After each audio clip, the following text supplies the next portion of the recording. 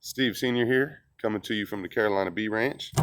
Told y'all a little while ago that we were going to be making some pollen feeders. Now you can accomplish this any way really, but the main objectives of what you're wanting to do, these are just simply some drainage pieces off of the gutter. But really any kind of system that you can put together that's going to keep the pollen dry for the bees and allow them fairly easy access is going to be a good way to go. Now I've seen people do PVC. I've seen all kind of different methods. I've seen wooden ones. This right here is just a fancy hot glue gun. We're going to throw a little bead of glue around here. This is definitely overkill.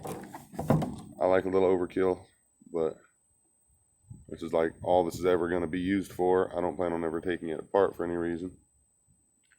And so we are going to go ahead and throw that together like that. I'm just going to keep any extra water that might have got in there from coming out. Really the bees, it's going to be hung at an angle that the bees are going to go in here anyway and not be able to get any water in there. And then for the back here, these are simply some electrical block-off plates.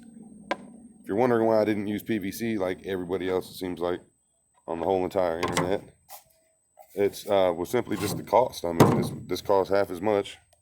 It's going to do the job just as well, if not better. So I just figured that I would go on ahead and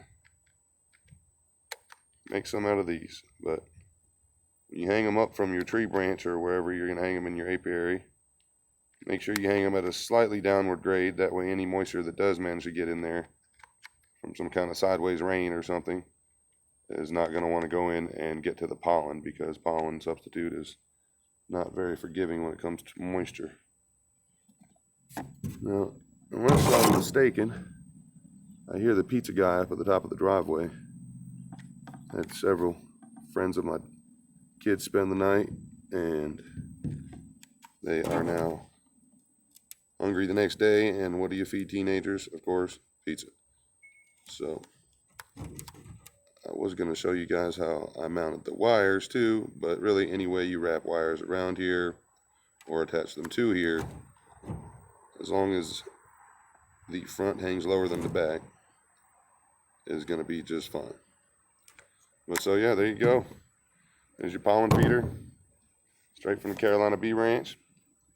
Might not be beautiful, but it'll do the trick. Take some synthetic pollen, pour it down in there, shake it towards the back, hang it in a tree, like so.